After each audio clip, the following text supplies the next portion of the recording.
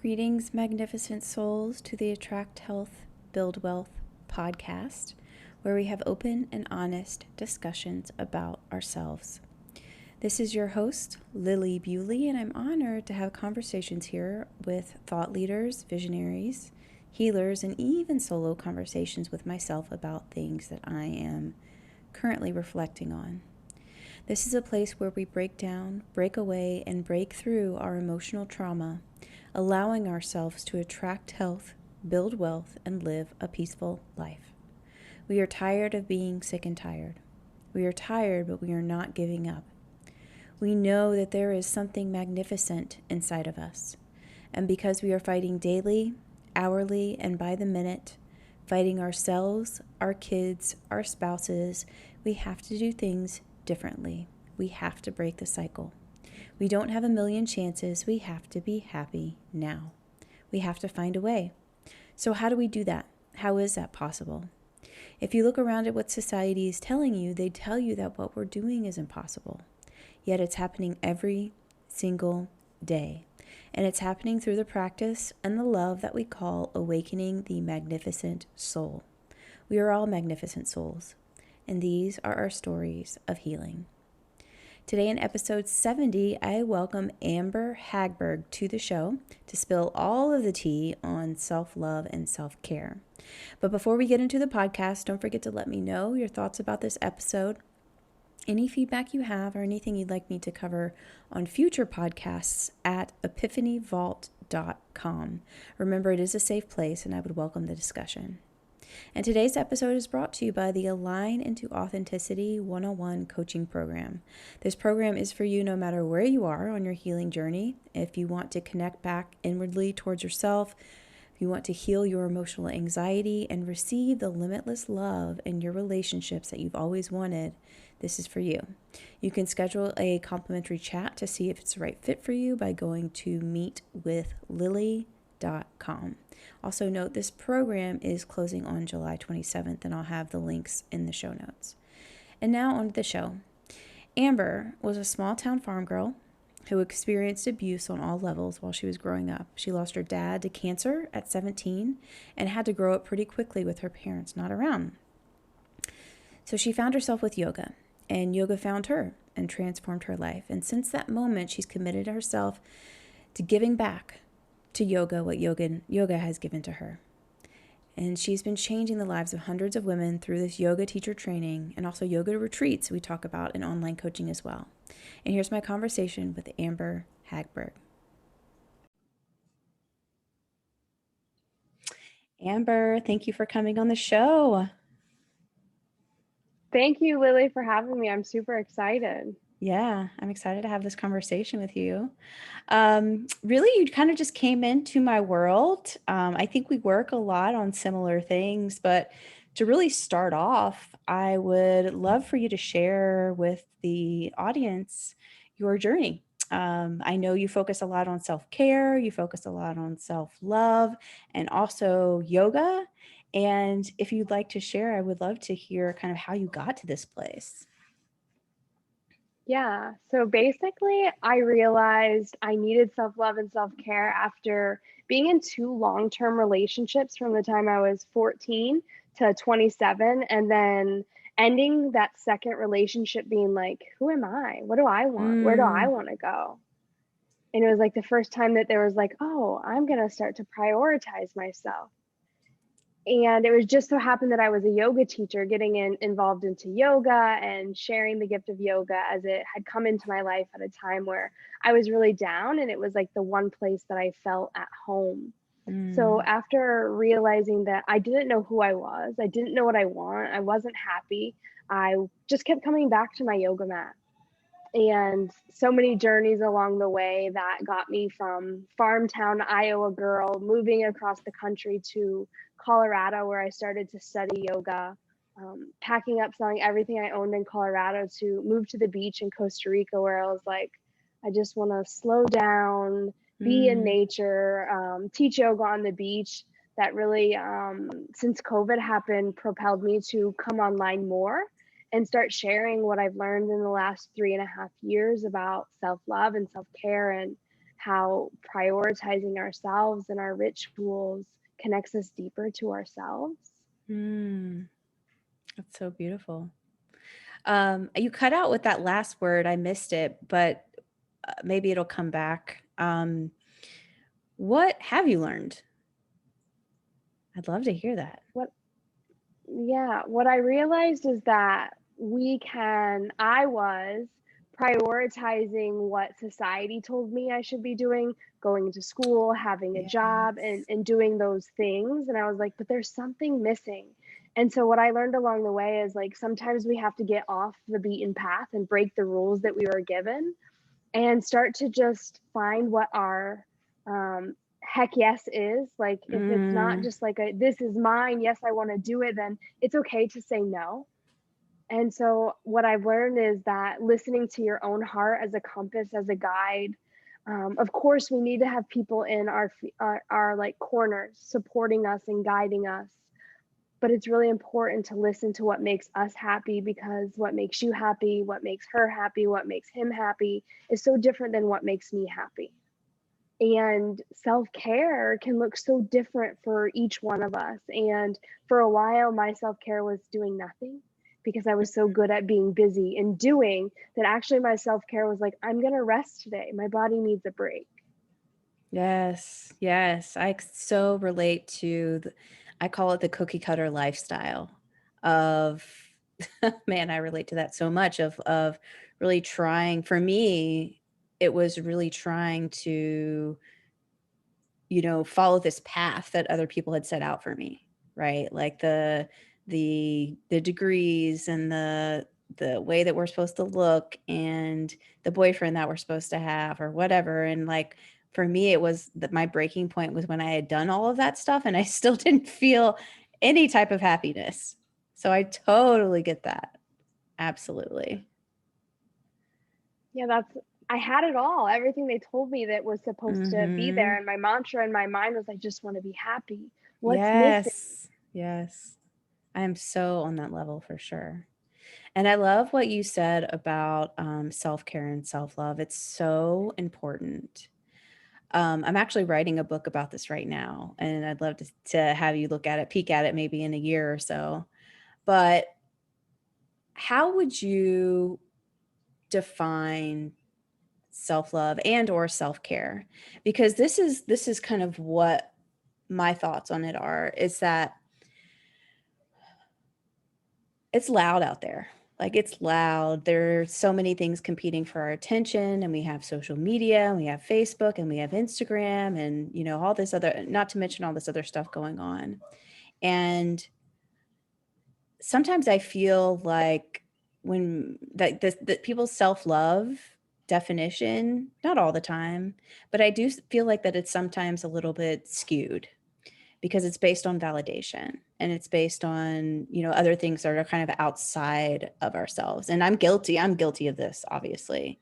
Um, so yeah, I don't know if that made any sense at all, but if you have any thoughts about that, or like, how do you define self-love and self-care from like a self-honoring place? Mm. Yeah, I guess there's two things that came to mind as you were speaking. And the first thing being like self-love, it's like, how do you want to be loved? There's, many different love languages. And, do you need to tell yourself positive affirmations or buy yourself gifts, invest in a Mm, program or personal development course? Do you want to make yourself look pretty, and get dressed up in the morning and put on jewelry that makes you feel good and colors that light you up? Like getting to know how you want to feel loved and what it is that you can do to love yourself on a daily basis. And that can be buying yourself flowers or, having pancakes for breakfast. It really just depends. And I always think that like self-care can be something like in the morning when you wake up, asking yourself, like, what do I need today? Rather than being like, here's your morning routine. This is what you need to do. Do it this way. It's like, what do I need right now? yeah. And being able to honor how every single day is different. And that's really tuning into what is going to be self care for you, depending on how you feel. Yeah, totally. I also went through the same type of experience. Obviously, I share a lot of personal experience here on the podcast, so thank you for listening. But for me, that self care piece was always hard because again, I would like have these goals, right? Like have these big goals about money, about relationship, about all this stuff. And I would read books like, and they would tell me, oh, follow these 5 steps. And I would try to follow the 5 steps, and feeling self care, but I never really felt like they were for me. And what I love, kind of what you presented, is like the flexibility that self care really is flexibility, right? It's like you said, tuning into yourself and doing what's right for you. And maybe it's not what's on your calendar. And that's okay. Yeah, and that came, because I thought self-care needed to look a certain way. I thought that my Mhm. disciplined yoga practice meant every day wake up and have your hour practice, meditate, do your breathing exercise, drink your water. And I became so rigid that I had these Mhm. rules again, and I was living in this box that I had been given, like what you were saying, the cookie cutter. And then I realized, Mhm. like, oh, I wasn't actually practicing yoga. I wasn't actually loving myself. I was forcing myself. I was ruling myself. I was boxing myself. And then realizing, like, oh, take a step back and it's actually flexibility, what you said. Yeah. Yeah, absolutely. We could definitely go on this masculine feminine type little tangent, but I'll probably keep it here for now. But I've been learning a lot about those dynamics here in the last year or two. Um, yeah, so beautiful. I love that share. Thank you. So good. Um, what would you say? I know that part of what you do is from my understanding, is that you teach people how to find these skills, right? So, what would you say to someone that is feeling blocked on, well, I try this for self love or self care, and it doesn't really do anything for me? What would you say to those types of people? And again, like speaking from experience here, but yeah, Hmm. Yeah, I get that a lot. I've tried that before, it doesn't work. yeah, And I always say, well, how long did you try it for? And, it sometimes it's like, oh, I tried it for a couple days. I tried it for a week. And what I found, for example, with yoga is it's consistency over a long period of time. What you were mm, saying with money goals, it's compounding interest. You can't start a meditation practice today and hope tomorrow your stress is gone. You can't start a self-love body image practice today and hope tomorrow you love where you are. It's mm-hmm, getting to love yourself as a daily practice, or becoming wealthy through investing religiously over a long period of time. Like, you take your savings and you're like, oh, I saved $100, but I'm not rich. It's like, well, you have to save $100 every single week. And I think about it as like training to go to a marathon. Runners don't just one day wake up and run a marathon. It takes time. So it's finding what works for you. I tried the gym, I tried sports, I tried all of these other things. And yoga was the one thing that I was like, oh, I could do this. mm-hmm, And I wasn't consistent. It took 7 years to be journaling every single day, like, I want this, I want this, I want this. And a lot of the times I work with women that feel guilt or shame. They're like, I know it makes me feel better, but I can't do it. I don't feel motivated. I lack consistency. And it's that awareness gives you the power to start again. yeah, so true, so true. I think that what you're saying about you don't just go and run a marathon. I think about this and I teach about this a lot, is that it took repetition and consistency for you not feeling self-love or self-care. So why would it not take repetition and consistency to feel this love that you want?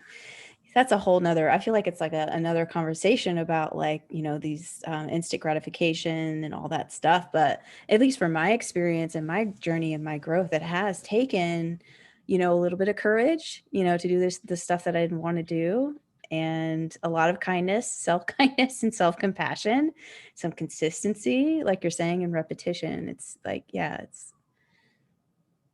being patient with ourselves is hard sometimes. Yeah, and I think that we live in a world of instant gratification. Go to your phone It, and it's right there. absolutely. We want to have results right now. And because we're so used to that instant gratification, when we don't get it, it's like, oh, it's not working. Yep, exactly. Yes, experience over here on this side with that for sure. Yeah. Yes. Yes. Um, what are you working on right now? What are you passionate about right now? Obviously, there's a big I'm sure it's a daily practice for you now, the self-care and self-love, which we've talked about, and I love the shares on that. It's so good and so juicy. What are you working on right now? What are you passionate about today? Yeah, today basically it's learning how to slow down. I Mhm. used to be like striving with what you were saying earlier about the masculine and the feminine. Is by nature I'm very masculine because I Yeah. needed that masculinity to get me Mhm. through the hard times and the warrior I had to become through. And now I'm Mhm. tapping into my femininity and knowing that sometimes it's not about doing more but being more. And slowing down. Really, I moved to Costa Rica thinking like slow down, pure vida, lifestyle simple, everything's like nature. And then I was like, oh, I took myself with me, and realizing that like this strive, desire, success, more was like, no, just this is enough. So being here has really been my work lately. And you've been in Costa Rica for 7 years? Yes. Yeah. Nice. Yeah. That's so gorgeous. And you also offer retreats. Am I correct about that? Yeah, I'm excited because before COVID, I was doing yoga teacher trainings and retreats. Then COVID happened and I started working more online. And since January of 2020, I've been working online. And my first retreat is this Friday. I'm Oh my so God. Yay. So this is set to yeah. be released on the 21st. So it'll miss this for this time, and the plane tickets might be expensive at this point. But all of your all of your retreats are held in Costa Rica? Yeah, held in Costa Rica. And the next retreat that I'm hosting is in December. Oh, so good. So what if I were going to your retreat, what would I expect? We dive into so many good self-care rituals, and I like to Mm, think about it as the disconnect to reconnect. So mm, invitation to shut the phone off for certain times. We do a lot of journaling and reflection, morning and evening rituals, anything from tongue scraping to coffee scrubs with coconut oil in the waterfalls, daily yoga and amazing, yummy, fresh fruits and coconuts. mm, that sounds delightful. Sounds so delightful. It's a lot of downtime and a lot of just being. Hmm. But Costa Rica makes that easy because there's nature everywhere. And Right. when you're here, you just feel so relaxed. And I'm not just saying that because I've been here for 7 years. Like, I don't meet anyone that doesn't come to Costa Rica and like plan to come back, talk about moving here or actually move here. Mm-hmm. Oh man, so good. Wow. It sounds relaxing just talking about it. Send me there. Yes. Yes. Um, well, I mean, what have we not covered today that's really important to you? I'm kind of wondering, I'm feeling an energetic pull to talk about something else. Is there anything on your mind that's coming up for you that we haven't covered that's super important about what you do in your mission? I'm not sure that there's something missing, but I think that right now, more than ever, what I've been really called to wanting to share is the Mm. power of prioritizing ourselves. Oh, yeah. Since being online and connecting with women, I mostly work with women, is just realizing the guilt and the shame that we feel when we want to invest in ourselves, when we want to take time out for ourselves. I get people that want to work into my 3 month mentoring ship and they're like, but I've never spent any money on myself. Or they Mhm. want to come to my yoga retreat and they're like, but how can I spend that much money? Like, my husband would love me to do it. He supports me, but I feel guilty about it. And I've been realizing that actually it's not that they can't, It's that in our minds, for some reason, there's this barrier that, like, I don't deserve to invest my time and energy into me. You deserve my time. You deserve my energy more than me. And I realized that that used to be me. Like, I would hold on to every Mm, dollar I got. I was never going to spend it. And I was always just going to, if you needed me, I was there. If you needed me, I was there. And that meant sometimes leaving my house at 6 a.m., not getting home till 10 p.m. And I just kept saying yes. And then there was no Amber. And when I mm-hmm. had this year of heck yes, I was only saying yes if it was like my deepest yes. And then as I started to dive into what unfolded in that, I realized that there were these boundaries that I had to set with starting every single day with myself. And then I Mm, realized it was like a bigger thing than just me.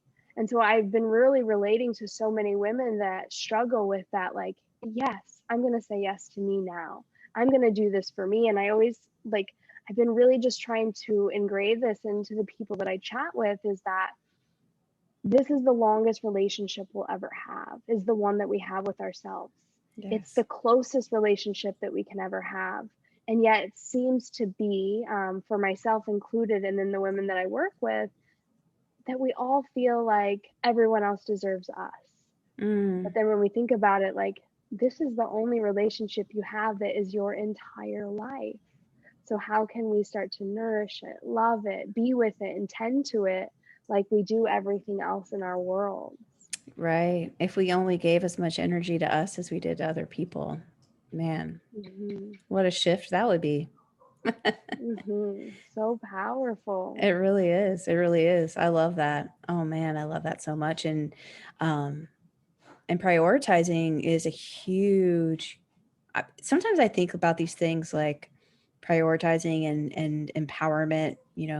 Kind of similar sides of the coin on that, but it's almost like an epidemic. Sometimes I feel like where um, it just gets really, really hard and things get really, really noisy. And then I've been there too, where I feel like I'm out of control, you know, I feel like I'm out of control, high anxiety, burnout, all that stuff. And it's just, I think the good news is, I think you and I are proof is that that can be shifted, but it does feel scary, of course, to spend, like you're saying, to spend time or money on us, like you're saying, the longest relationship that we have is with ourselves. I love that so much because it's so true.